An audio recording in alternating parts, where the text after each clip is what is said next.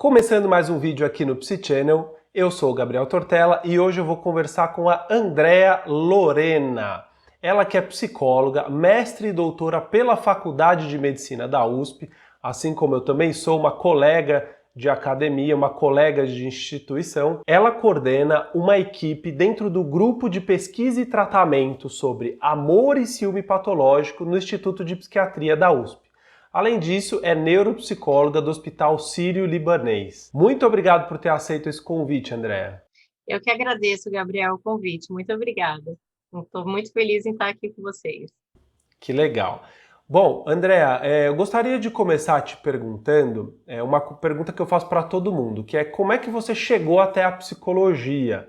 É um pouquinho da sua história, para a gente entender esse teu trajeto até acadêmico, depois de pós-graduação, como é que você chegou até estudar o assunto de amor, ciúme, ciúme patológico, como é que você se interessou por esse tema? A minha história é bem complicada ali no começo. Eu não sou nem daqui de São Paulo, né? Atualmente eu faço a clínica em São Paulo, né? Resido em São Paulo, mas eu sou de Manaus, então eu fiz a minha faculdade lá. Mas quando eu me interessei pela psicologia, eu também me interessei pela engenharia elétrica. Tá bem confusa lá aos 17 anos. Bem diferente. Exato, né? E aí eu fazia as duas faculdades ao mesmo tempo, às 17, 18 anos, 19 anos, fazendo as duas faculdades ao mesmo tempo, uma de manhã, outra à noite. Mas aí chega a época do estágio, né? E aí eu fui convidada a trabalhar numa empresa, né? Lá em Manaus a gente tem muitas empresas, justamente por eu ter essa dualidade, né? Dos dois, mas não tinha como conciliar mais nada. E foi quando eu tive que, bom, agora por que que eu vou escolher psicologia, né? A gente já está no meio do curso, fica mais fácil também o processo de escolha. Então, me encantando com as patologias, com aquela parte também da, apesar de, né, ser psicóloga, não tenho formação nenhuma em medicina, mas adoro a parte da farmacologia. Então, as aulas de neuroanatomia, onde tinha que levar o cérebro, ficar mexendo ali, eu levava o cérebro para casa. Naquela época eu podia levar os cérebros para casa. Eu fazia reuniões na minha casa com os meus colegas para a gente estudar. E aquilo, né, aquele amor todo foi crescendo. E aí me formei. Né, e vim para São Paulo para fazer o mestrado, doutorado, seguir a carreira acadêmica. Lá naquela época eu queria ser lacaniana, adorava Lacan, Freud, mas também adorava muito dependência química. E aí começa a entrar um pouquinho a parte das dependências comportamentais. Lá na minha época da graduação, eu fiz um estágio numa penitenciária, e aí eu falei, nossa, é com isso que eu quero trabalhar. Foi mudando completamente ao longo do caminho, vocês podem perceber. E aí comecei então aqui em São Paulo a fazer a especialização em dependência química, foi a minha primeira formação, e aí encontrei a TCC, a terapia cognitivo comportamental, e fez aquele clique, né? Nossa, eu nasci para trabalhar com a terapia cognitivo comportamental, então fui em busca para fazer uma especialização em TCC. Né, e fiz lá no Amban, que também fica no IPQ, lá no ambulatório de ansiedade, e aí fui me envolvendo, né? E aí prestei prova pro mestrado lá na psicologia, passei em diversos processos, mas no último processo, aquele do projeto, eu não passei, fiquei super mal, arrasada, 3 dias, chorando 3 dias e 3 noites, mas foi bom, já vejo que foi muito bom, porque esperei mais um pouco, e aí fui lá bater no IPQ, né, mandei meu currículo para alguns orientadores, bati na porta mesmo, com a cara de pau mesmo, olha, vim lá do Raio que eu parto e quero fazer mestrado aqui com vocês. E aí teve uma orientadora que me abraçou, que foi a minha primeira orientadora do mestrado, Mônica Zilberman, e ela, na época, ela estudava muito sobre álcool, drogas e mulheres, né, que eram, então estava lá com a minha especialização fresquinha de dependência química, só que ela falou assim, Andréia, eu não estou mais gostando muito de trabalhar só com álcool e drogas, eu estou com esse novo projeto, a gente acabou de montar um ambulatório dentro do AMIT, né, de amor patológico. Lê aí, me deu-se uma pilha de coisas para ler em dezembro, e se você gostar, você volta em fevereiro. Em fevereiro eu voltei com tudo lido, né? E assim, e aí? O que eu posso fazer? Isso, né? Comecei a ler super empolgada sobre as dependências comportamentais, descobri um outro mundo, que eu estava só nas dependências químicas, né? E aí fui me apaixonando. Então, fui ficando no ambulatório, fiz meu mestrado com ela, E aí, a gente começou a trabalhar, então, com amor patológico, e aí veio a questão, né? Tá, amor patológico é a mesma coisa que ciúme patológico? Será que são coisas diferentes, iguais? Como as pessoas se comportam? E aí, Já ia ser minha primeira pergunta. e aí acendeu minha luz, né? De querer fazer isso, aí foi o tema do meu mestrado. E aí fui continuando lá para sempre. Né? No Amit, eu já estou lá fazendo uma conta meio grossa, assim, acho que eu já estou 14 anos lá no Amit, né? Que é o Ambulatório de Transtornos do Impulso, lá do IPQ. Cresceu o ambulatório, né? Então saiu do amor patológico, foi para o ciúme patológico, e aí eu fiz o doutorado em 2016, só com o ciúme. Aí eu já era coordenadora também do ambulatório, porque a outra da minha equipe, né? A outra pessoa saiu, então eu fiquei no lugar dela. Quem coordena o ambulatório geral é o doutor Hermano, é outra pessoa, né? A gente só da minha equipe. E aí o doutorado foi no ciúme patológico, mas com as diferenças entre homens e mulheres, que também é bem interessante, bem legal. E aí no meio do doutorado tive um filho, fechei aquilo, e agora estou, né, com dois novos projetos, outro filho, e também, quem sabe, ensaiando um pós-doc, vou ter que ver como vou equilibrar esses pratos. E aí, no meio do caminho também, eu me apaixonei pela neuropsicologia, né? Me lembra muito aquela questão lá da engenharia, porque é uma coisa mais da engenhosidade cerebral mesmo, né? Então, apesar de que lá no começo não tinha nada a ver, hoje eu vejo assim, nossa, por que eu não fui neuropsicóloga antes? Né? E no meio do doutorado eu também fiz essa especialização, filho, uma especialização, e aí comecei a entrar nesse mundo da neuropsicologia, estou agarradíssima, então são minhas duas paixões, a neuropsicologia e os relacionamentos amorosos. E aí hoje eu estou aqui com você. Muito bom. E eu acho que a neuropsicologia ela entra para complementar até um pouco da compreensão desses transtornos, né? Depois a gente pode tentar juntar um pouquinho dessas duas falas aí. Mas vamos do começo, Andréa. Tem diferença entre ciúme patológico e amor patológico, que foi o primeiro tema que você estudou? Exatamente. Acho que posso começar definindo o que é cada um para a gente pensar nas diferenças e nas similaridades, né? A gente define o amor patológico como aquele comportamento de prestar cuidados de forma excessiva ao parceiro, né? A pessoa deixa de fazer as coisas que gostava, de ter os amigos, dar atenção para os amigos, para viver ali dedicada ou dedicado. Isso é uma coisa bem importante, que homens também têm amor patológico, apesar de que a gente recebe muito mais mulheres, mas os homens também sofrem com amor patológico. Então, se dedica totalmente ao parceiro ou à parceira. Eu vou falar só parceiro, mas a gente entende que tem, né, são dos dois sexos.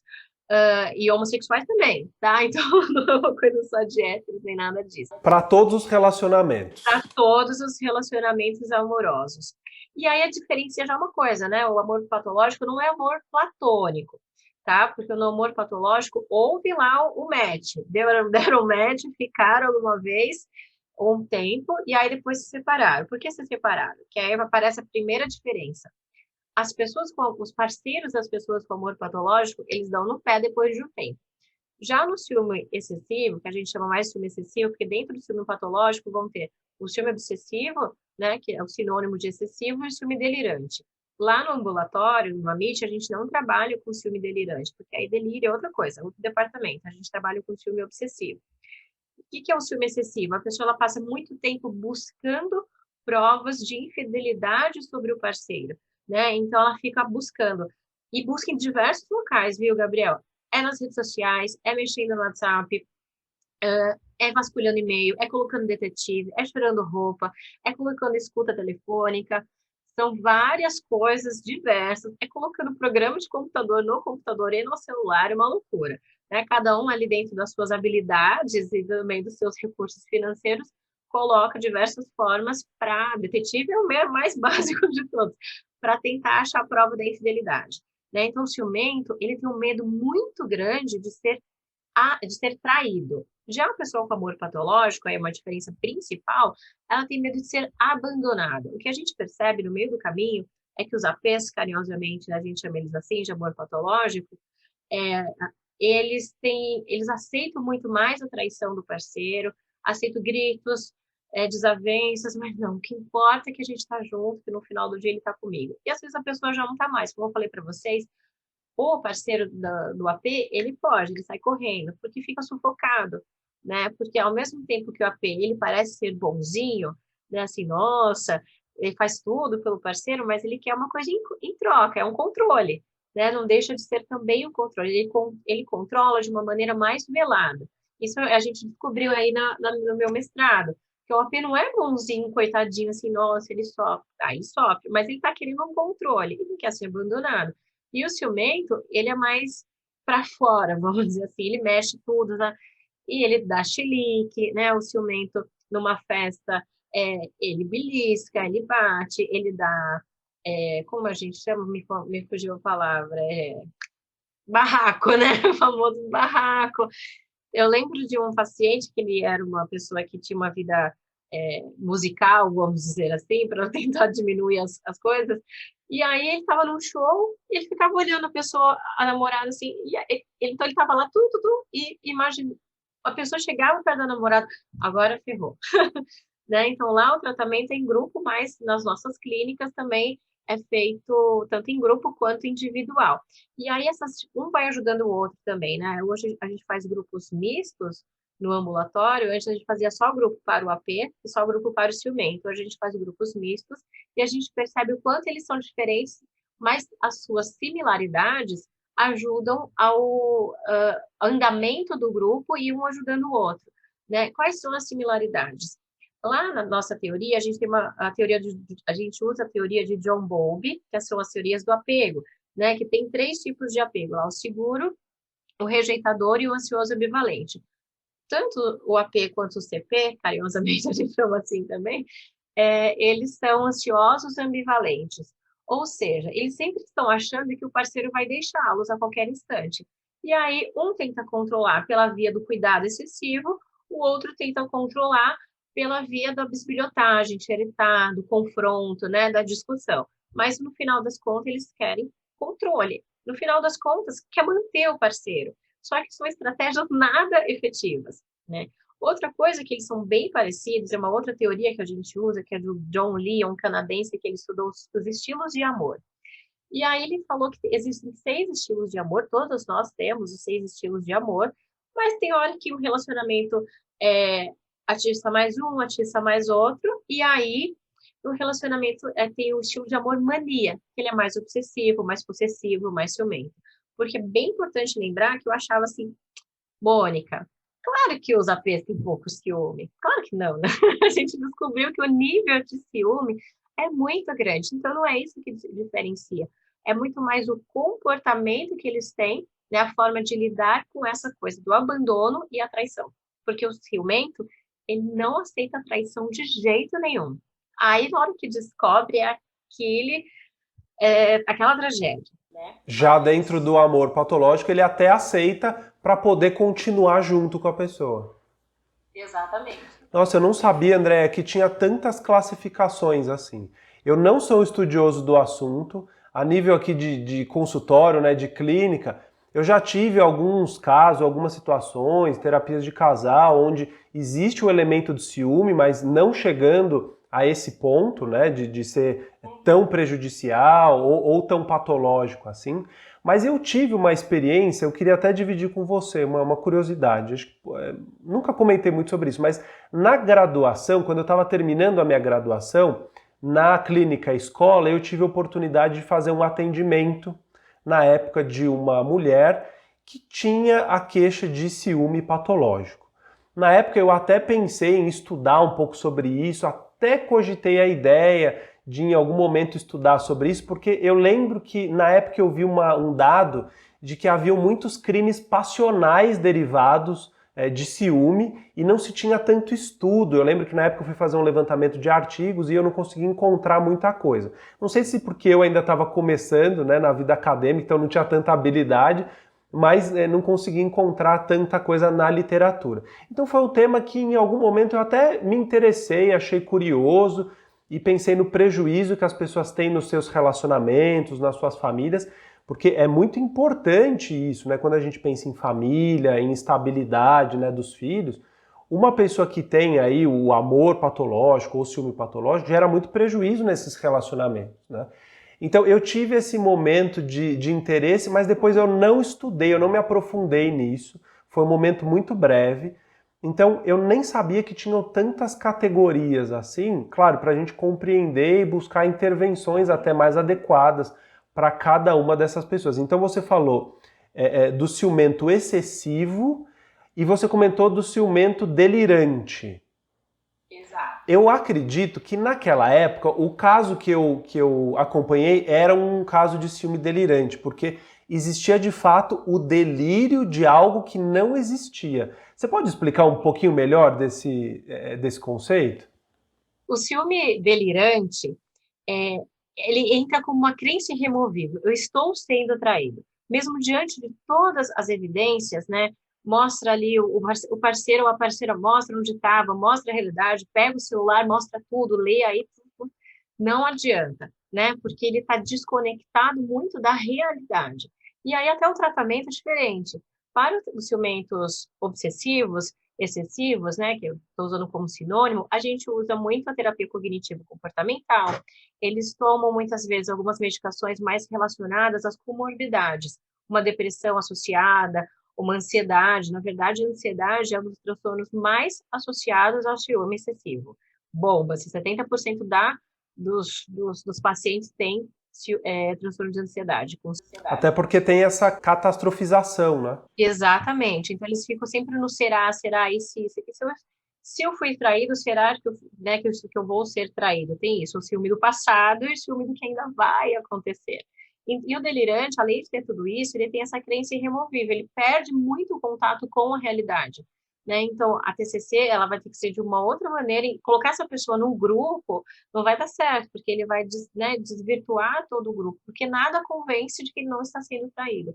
Até uma coisa que a gente fala assim, para tentar diferenciar uma coisa da outra, tá, e se de fato a pessoa não está sendo traída, então ela está delirando? Não, porque ela vai, quando o ciumento excessivo ele é muito questionado, o que aconteceu? Ele sente muita culpa, sente remorso, sente tristeza. Já o delirante, não, porque ele está certo, ele não tem culpa do que ele fez. Se ele agrediu, se de repente fez um escândalo que foi demais, ele não tem nada disso, porque ele está assim, né? Egocêntrico, né? Certinho ali com ele. O outro fica, nossa, é verdade, gente, exagerei. Mas o impulso, né, é muito grande e é por isso que os ciumentos estão lá no ambulatório de transtornos do impulso, porque é uma impulsividade muito grande. E aí não consegue frear o comportamento. Quando vê, já explodiu, já falou que o que você estava falando, e aí entra naquela discussão sem fim, né?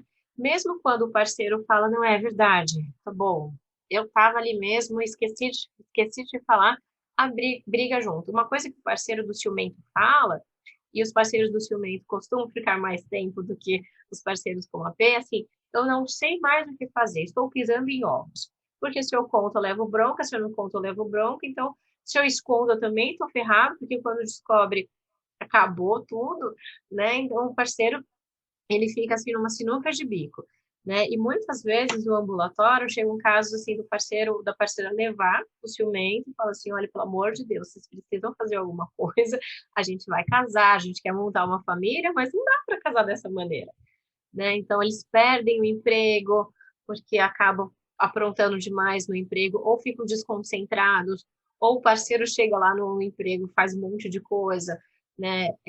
Então, essas incertas no trabalho acabam atrapalhando.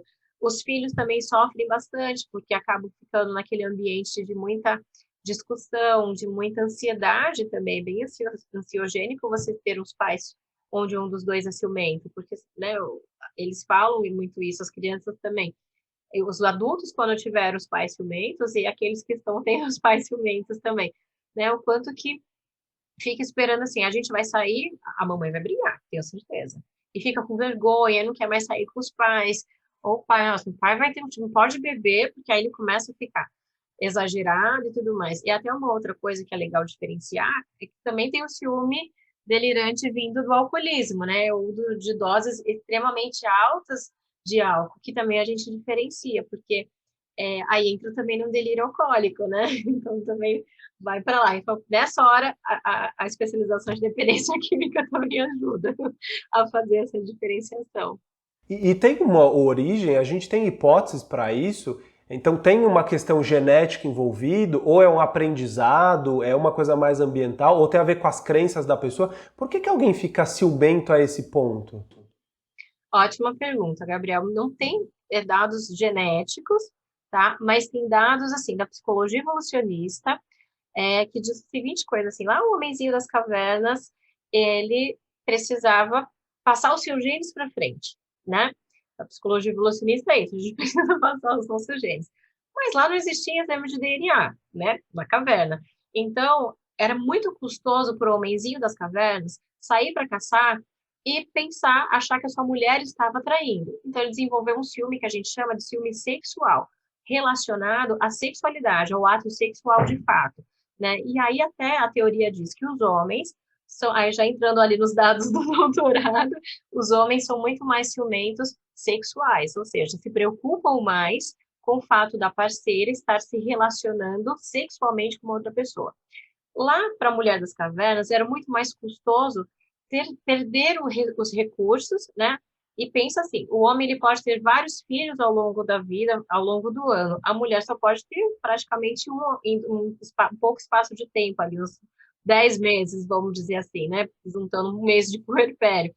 E é muito custoso criar uma criança. Imagina, hoje em dia já é, imagina lá para os homens, para as mulheres e homens das cavernas. Então ela começou a desenvolver o ciúme emocional.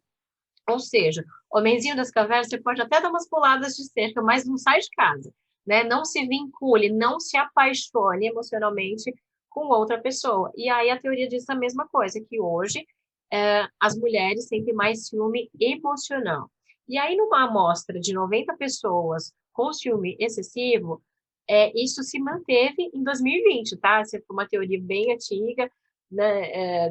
Tem um psicólogo que chama David Buss, que ele trabalha muito em relação a isso, ao ciúme, à psicologia evolucionista, mas ela vem sendo cada vez, ela foi muito refutada, mas cada vez mais ela vem sendo comprovada, né? E aqui, acho que o meu estudo foi o segundo estudo no Brasil que fez essa correlação, e aí no super ciumentos foi o primeiro estudo no Brasil em relação a isso, então a gente conseguiu mostrar que os homens, 2020, super ciumentos, né? Eu gosto de frisar 2020 porque a gente está passando por várias transformações culturais.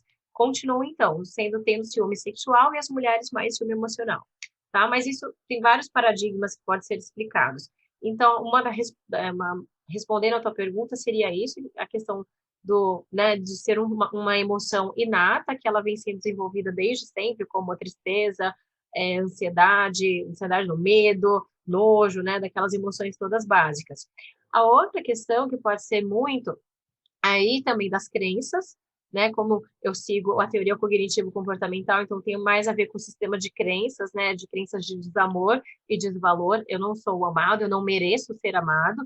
Isso vai sendo construído ao longo da vida da criança, né? Depois ela vai crescendo e vai levando isso para suas relações.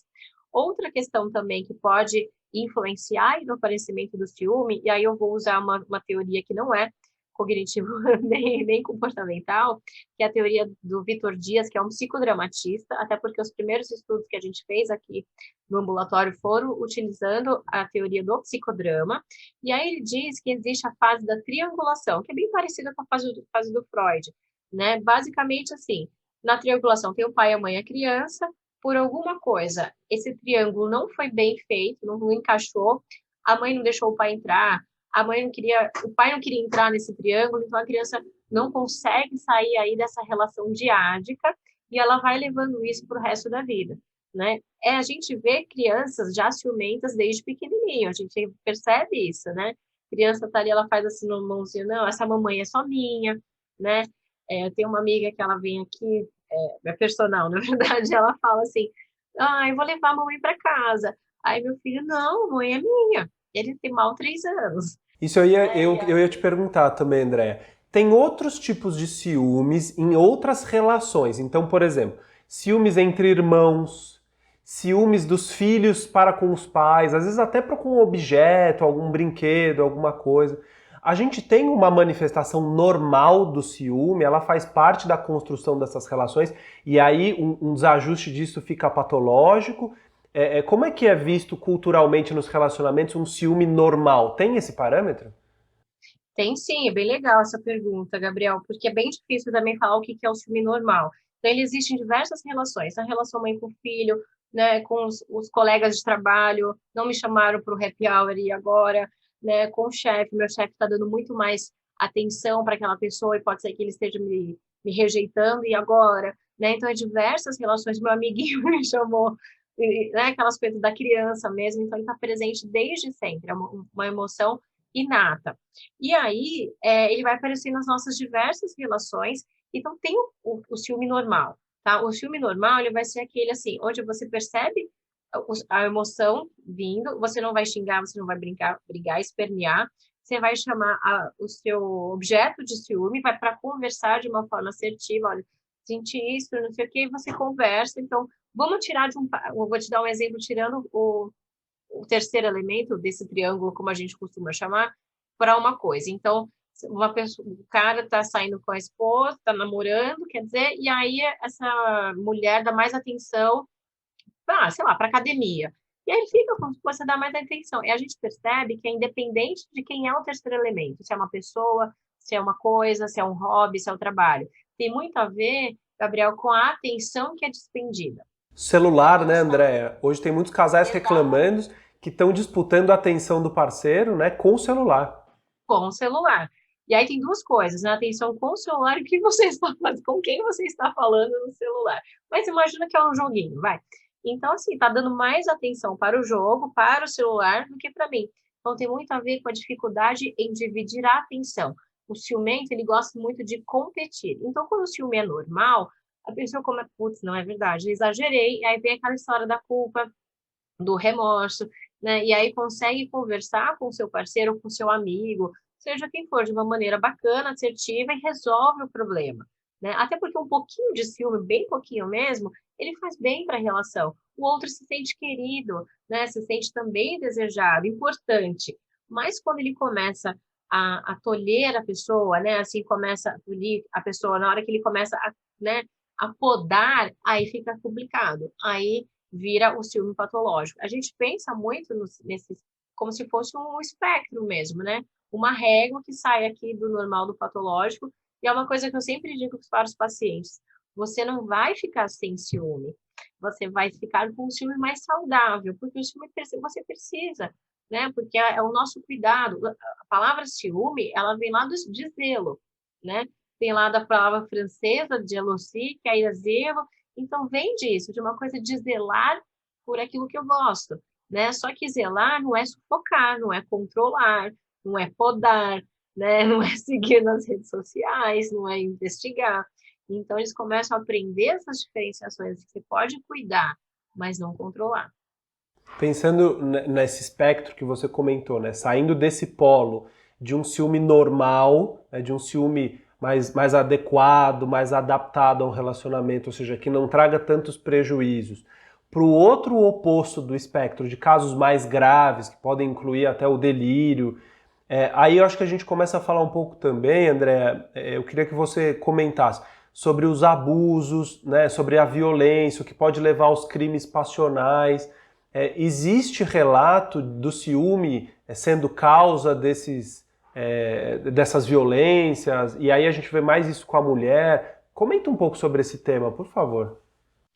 Quando ele vai ficando mais pro lado da patologia mesmo, e aí começa a ter essas agressões, né? Elas podem ser tanto físicas quanto verbais, mas começa sempre mais no verbal, xinga, né? Ali grita, tal, tal, depois vai para agressão física mesmo, né? De bater, prender, e aí, às vezes, infelizmente, chega aí no assassinato. Então, há na literatura algumas coisas falando sobre os crimes passionais, mas mesmo legalmente, até escrevi um artigo recentemente sobre isso, eles não têm uma diferenciação, não acaba sendo ganhando menos pena por conta disso. Mas há uma diferença muito clara entre o homem e a mulher. As mulheres, elas são também agressivas, tá? Mas elas ficam naquele nhenhenhen, sabe? Vai, não bate, tá? Não bate. A agressividade também é falar, é xingar. Ai, vamos ser tonto. Você tem um, né? Para não falar outros palavrões. Belisca, né? Empurra, certo? Eu falo do beliscar porque é muito comum, pelo menos as nossas pacientes beliscam bastante o parceiro, né? Que é aquela que está no meio de todo mundo e que aí ninguém vê. Chuta, né? Então, uma coisa mais assim. E aí parece que os homens, eles demoram um pouco mais, mas aqueles que são muito agressivos, apesar de demorar, mas vai agredindo, verbalmente, depois passa para a violência e aí depois já dá um passo maior, que infelizmente é o assassinato. Então, e a causa, além de ser padrão, assim, o ciúme, os homens também têm a questão da masculinidade, da virilidade, né? E tem uma coisa que a gente chama de questões relacionadas à honra, né? Manchou a minha honra, então preciso fazer alguma coisa, como se fosse lá os homenzinhos da caverna de novo, né? Então, os assassinatos por ciúme masculino têm muito a ver aí, com isso, com sexualidade, rivalidade e questões relacionadas à honra. Né? As mulheres matam menos, pelo menos aparecem menos nas estatísticas, né, policiais como menos assassinas relacionadas ao ciúme, né, por crimes passionais, os homens mais, principalmente quando tem o álcool envolvido. Pensando na juventude, você está falando, eu estou pensando aqui, né? Pensando na juventude de hoje, no ciúme, até comparado com como as coisas eram há 2, 3, 4 décadas atrás, hoje a gente tem os jovens se relacionando com uma maior liberdade. Até mesmo em casos de relacionamentos abertos, né? De 1, 2, 3 pessoas se envolvidas nesse relacionamento aberto. Você acha que essa população ela está mais tolerante a esse ciúme ou ela está menos ciumenta mesmo? Como que você enxerga esse movimento da juventude atual? Gostei dessa pergunta também. Eu acho que eles são mais tolerantes, né? Porque ó, é um movimento muito engraçado, né? Que a gente vê assim, os jovens estão super, né, trocando de parceiro, entram no aplicativo, tal, tal. Mas no final do dia, ou no final da sessão do consultório, ai, André, eu queria muito era ter um relacionamento mesmo, né? E aí eu acho que eles estão tolerando uma coisa de vou me divertir aqui, mas uma coisa passageira, né? E o ciumento, ele não vai conseguir, nunca vi nenhum ciumento conseguir ter um relacionamento aberto. Jamais, não consegue. O AP pode ser que consiga, mas naquela tentativa assim de não ser abandonado, de manter o parceiro, mas não que porque ele não quer dividir o objeto dele de amor jamais, né? A pessoa com amor patológico, ela não, ela aceita dividir para não perder, né? Porque ela aceita porque ela é legal, que ela não quer ficar sem, né? Então, acho que é mais uma coisa de tolerar até chegar aonde está afim, aonde quer, né? Porque no final das contas, o filme está aqui dentro. Pode ser que tenha aquelas pessoas que os pacientes costumam falar assim, ai, queria ser tão evoluída assim, que chamam de evoluídas, mas aí é outro sistema de crenças, é outro sistema de apego, são outros estilos de amor, né? Tem um estilo de amor que chama Eros, que é o estilo de amor mais seguro, ele é mais erotizado, então ele acredita ali no seu poder de sedução. Tem um estilo de amor Ludus, que eu acho que o que mais está acontecendo hoje em dia, o Ludus é o jogo do amor. A pessoa gosta muito mais de conquistar do que de manter o relacionamento. É o que a gente mais vê hoje, quer conquistar, conquistou, transou, agora não tem mais graça. Próximo, né? Anda a fila do pão muito rápido, que é Ludus. Né? Então, para ter um relacionamento amoroso mais saudável, tem que ter a junção disso tudo. Tem que ter o jogo da conquista diário, mas acaba sendo com o mesmo parceiro, né? Tem que ter o erotismo, sim, senão também vira amigo, né? Tem que ter um pouquinho de ciúme, tem, para ter o cuidado, o zelo, mas tudo que é demais, né? Quando vai para aquele lado da régua mais patológica, acaba atrapalhando tudo. O ciúme patológico ele é considerado um transtorno do impulso? Ainda não, né? Mas ele entra naquela categoria assim de outros transtornos do impulso. Ele não tem um CID exclusivo. Eu acho que deveria ter, não só porque eu estudo, mas porque traz muito prejuízo. Um dado bem importante e sério que eu encontrei na minha pesquisa, Gabriel, das 90 pessoas que eu entrevistei, 50% delas, 45 dessas pessoas já tentaram suicídio uma vez na vida por conta do ciúme. É muita gente tentando se matar por conta do ciúme. Porque, né, os motivos que eles trazem são bem simples. Você não vai ficar comigo, eu não quero ver. Né? E aí a gente achava que o AP ele era super... tivesse mais tendências ao suicídio, de fato também tem, mas na época que fizeram o estudo, fazendo as diferenças entre os sexos, não apareceu nada, mas o AP, ele também não quer ver o seu parceiro com uma outra pessoa, né? Então, ele prefere também dar a sua cara a tapa do que ficar sem. Mas, e também acaba se lesionando, tentando acabar com a sua vida, sabe? Já que não vou ter esse relacionamento, eu prefiro morrer. O outro, eu não quero ver essa pessoa com ninguém. Aliás, o ciumento tende primeiro a matar, depois morrer. Né? Mas os nossos, como não mataram ninguém, eles querem morrer antes. Mas é muito preocupante, né? E também os nossos ciumentos são super mega excessivos, desculpa, tem transtorno ansioso e deprimidos, né? As duas patologias que mais têm comorbidade é a depressão e a ansiedade, principalmente as mulheres.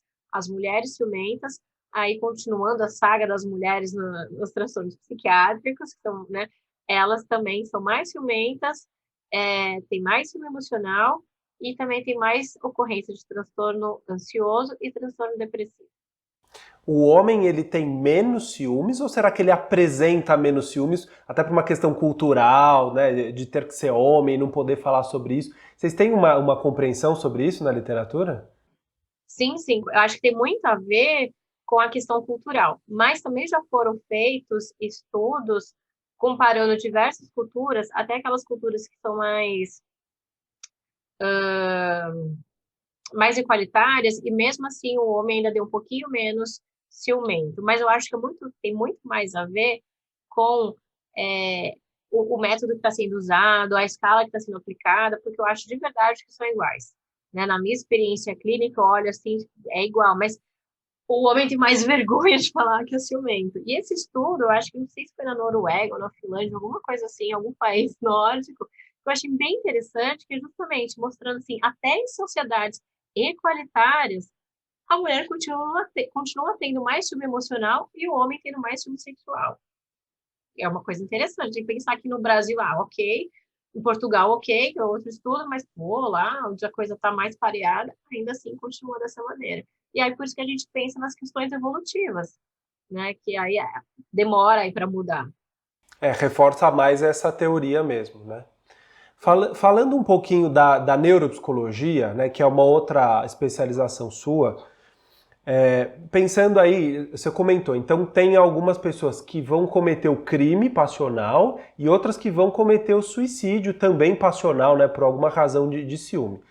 A gente pode pensar em ter prejuízos, por exemplo, em controle inibitório, que é um construto cognitivo, ou uma dificuldade em flexibilidade cognitiva.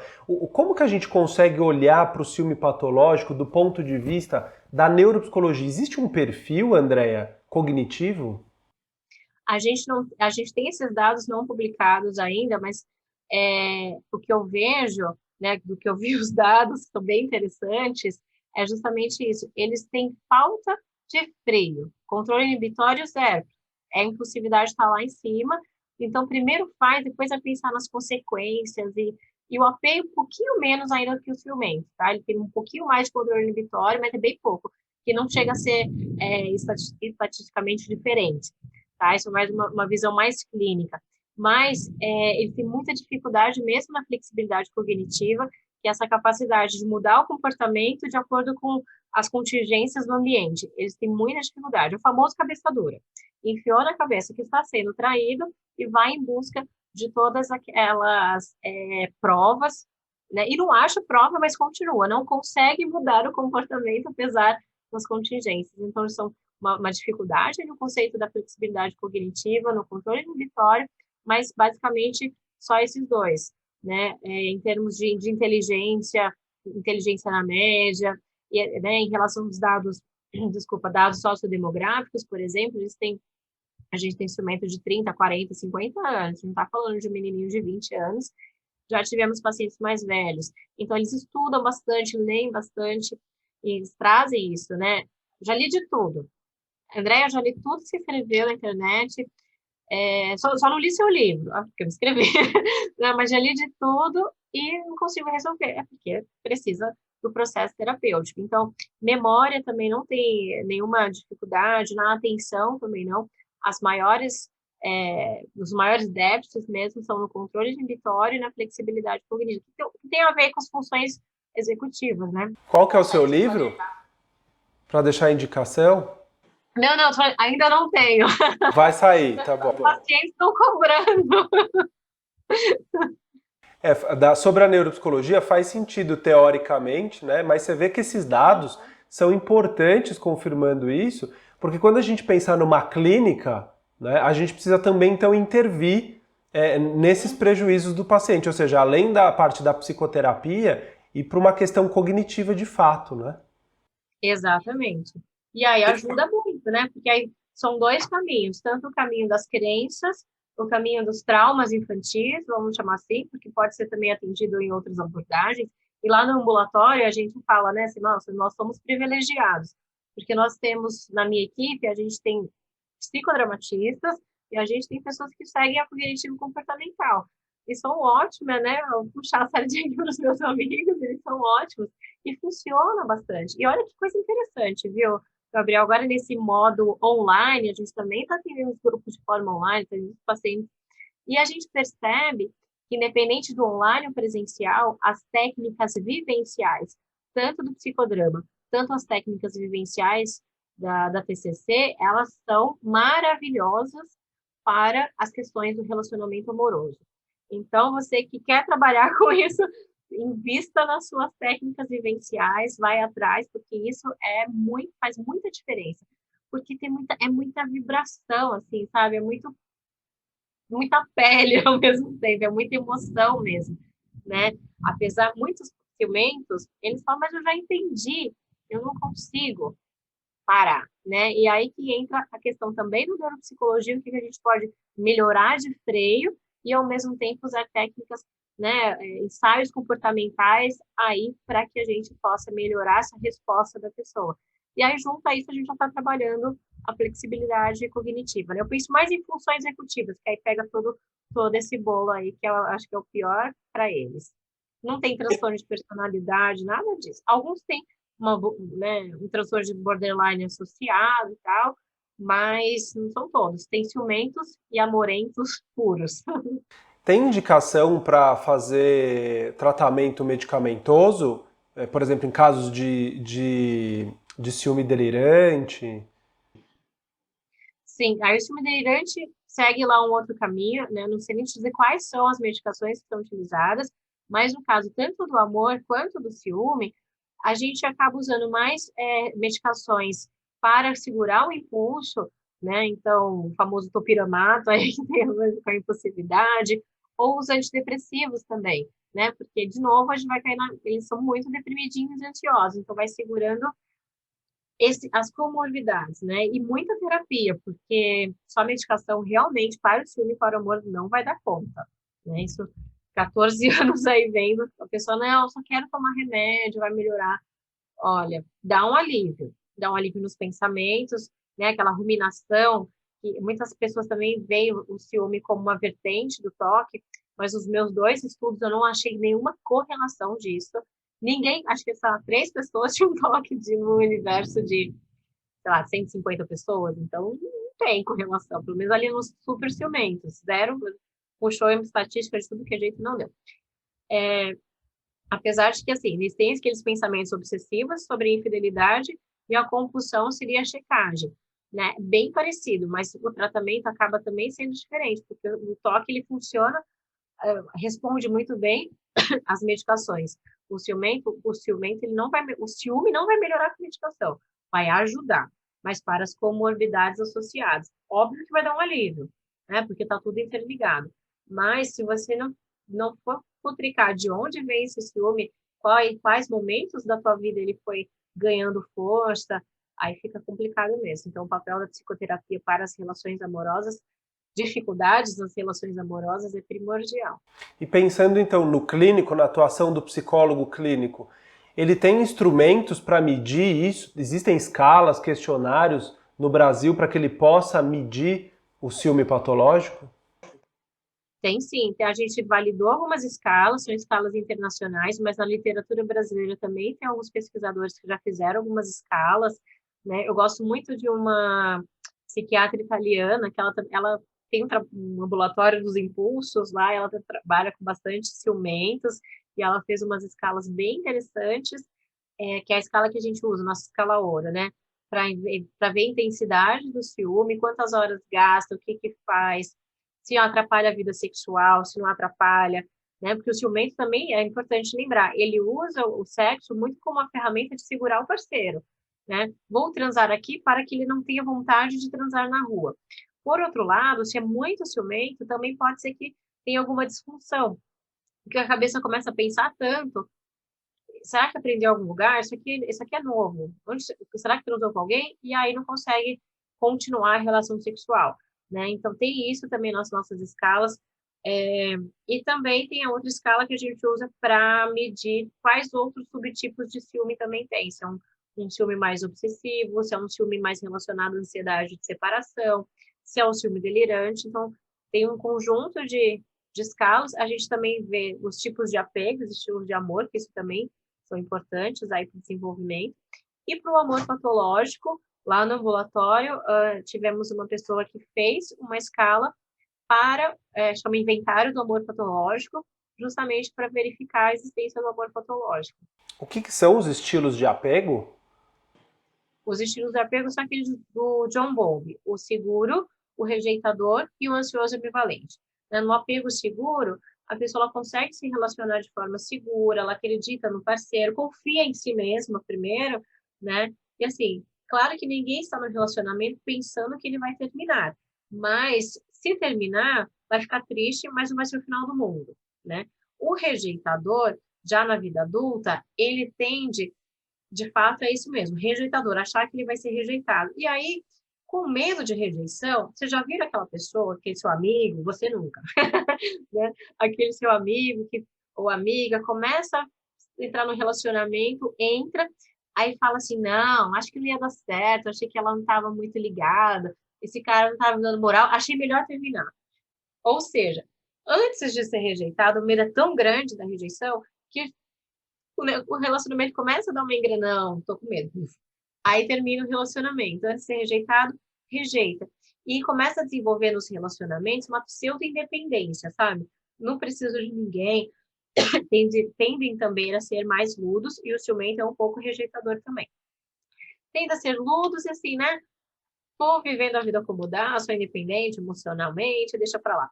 E o ansioso ambivalente é aquele que fica na ansiedade mesmo, né? Será que voltar? Será que não vai? Meu parceiro viajou a trabalho. Será que ele vai voltar para casa mesmo ou ele vai voltar, vai me deixar de vez? Né? O parceiro chega sempre 8 horas. Se aquele dia choveu, caiu uma tempestade, chegou às 9, já tá, ai meu Deus, agora ele me deixou. Né? Então fica com aquela ansiedade de separação mesmo. Então o ansioso ambivalente, ele precisa de muito feedback, muito reforço positivo do parceiro. Só que cansa, né? Pensando no clínico ainda, por exemplo, um psicólogo que tenha se deparado com algum caso de ciúme excessivo e ele precisa ajudar o paciente dele, mas ele não tem uma formação específica. Existem cursos no Brasil para workshops, formações, ou mesmo livros que você possa indicar, André? Tem um livro que eu gosto muito, do Robert Lévy, né, que chama A Cura do Ciúme, é bem legal. Tem um livro da própria Marazzi que fala E foram ciumentos e felizes para sempre, algo assim, título, fala bastante.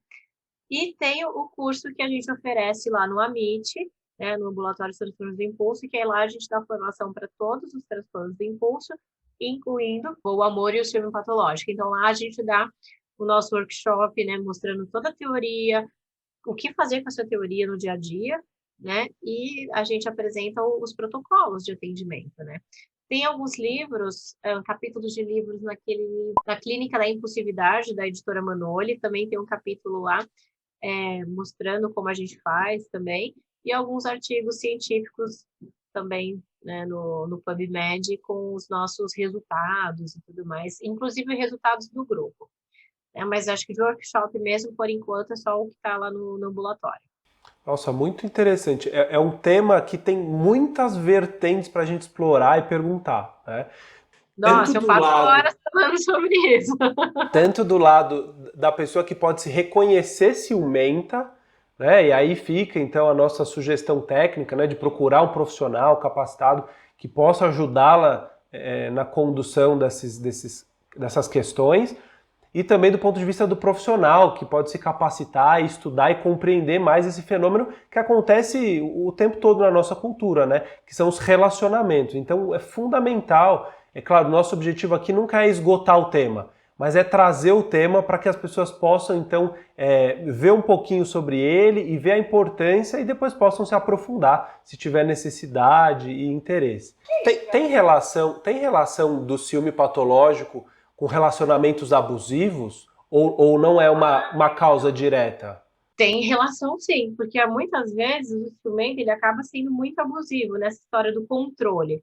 E, aliás, o AP também acaba sendo muito abusivo, né? E muitos APs também acabam ficando em relações onde estão abusados, porque acaba aceitando muita coisa, naquele afã de manter o parceiro, naquela vontade de ficar com o parceiro, de aceitar todas as coisas que o parceiro faz, também acaba aceitando muita violência, muito desaforo, traição, né? Então, o AP, ele acaba sendo muito mais abusado, entra nesse papel de abusado dentro de um relacionamento abusivo, e o ciumento no papel de muito mais abusador. Mas é claro que tem situações, e não são poucas as situações, onde o ciumento ele não acaba fazendo do relacionamento um relacionamento abusivo, né? Ele vai se tornar abusivo, e também a linha é bem tênue, né? Ele vai se tornar mais abusivo quando ele começa, de fato, a fazer agressões psicológicas, né? Mas só o fato também poxa, não veste aquela roupa, né? Não sai com aquele batom, também já vai se tornando um quê de abuso, né? Mas aí, o casal, Gabriel, ele tem que aprender a desenvolver a comunicação. Eu acho que, independente da patologia do amor, é a saber se comunicar, se posicionar, né? Não é nos gritos, não é... Porque aí o outro, né, que o parceiro do ciumento vai se tornar complacente com o ciumento, tá? Mas é porque vai começar a entender e os dois vão buscar soluções, enquanto não busca o tratamento especializado, ou seja o que for, né? Porque o casal precisa se comunicar, tanto para falar as suas necessidades, as suas dificuldades, mas também para reforçar o outro de forma positiva, né? A gente tende, como ser humano, a apontar mais os defeitos. Você não lavou a louça, você gritou comigo e tudo mais. Mas também reforçar. Você lavou a louça, hoje você tá legal, tá mais tranquilão, porque aumenta a probabilidade de acontecer um comportamento, né? Então, muito importante que isso é uma coisa que a gente bate na tecla dos nossos tratamentos, é a assertividade, né? É conseguir se comunicar com o seu parceiro, né? Porque não vai ser nos gritos, né? E aí você acaba perdendo a razão, na verdade, né? O ciumento adora se descontrolar e aí ele acaba perdendo totalmente a razão e o outro nem compreende. Eu quero que você vá embora, que você está no ciúme. Né? Agora, você tipo, eu não consigo segurar, me tira daqui, me ajuda a me ajudar e a coisa já melhora, né? Então, acho que é mais importante você também estar ligado que você não vai ficar sofrendo abusos no relacionamento, né? Perceber se você está se sentindo mal com isso, né? Tô triste, tô deprimida. Geralmente são mulheres que estão em relacionamento, né, abusivo. Esse relacionamento está me fazendo mais mal do que bem. Bota numa balança mesmo. Né? Quais as vantagens de estar nesse relacionamento, quais as vantagens de terminar esse relacionamento. E aí, se a coisa for pendente, se você só tá porque gosta, vamos pensar um pouquinho mais. Não é que só gosta, coloquei aqui assim bem pouquinho, porque tem tantas outras coisas que fazem o relacionamento. A gente gosta de tantas coisas, mas a gente não está colado com todas essas coisas que a gente gosta. Isso também se aplica às relações, né? Então, estar em um relacionamento abusivo é muito louco, como as pacientes falam, Gabriel, que é muito rápido. Estava ali, tranquila, quando eu vi, estava dentro de um relacionamento abusivo. Porque vai envolvendo, né? Aquela coisa de chamar, ai, você é louca, deixa de ser chata. Invalidar também o que é falado, isso também já é um abuso, né? Porque você te invalida a tua fala, já chama de louca. Ah, você não tem nada, você nunca sabe de nada, blá, blá, blá. Isso assim já se caracteriza também um abuso. Então é uma linha bem tênue e tem que ficar muito esperto para isso. E o ciumento, muitas vezes, ele acaba de fato atravessando essa linha. É uma boa ideia procurar terapia de casal, então, ao invés de só o ciumento ir atrás de uma psicoterapia? Quando possível, sim. Mas os nossos tratamentos, Gabriel, eles são voltados todos para a pessoa que está sofrendo. Tá? Lá no ambulatório a gente não faz terapia de casal, mas eu acho que é super importante, sim, é super válido, muito bom fazer terapia de casal, né? Mas o que a gente entende também, assim, é que é, você, é, você que é o ciumento, a gente tem que tratar você também, a terapia de casal vem como um complemento, porque senão você vai continuar repetindo o seu padrão de comportamento em outros relacionamentos.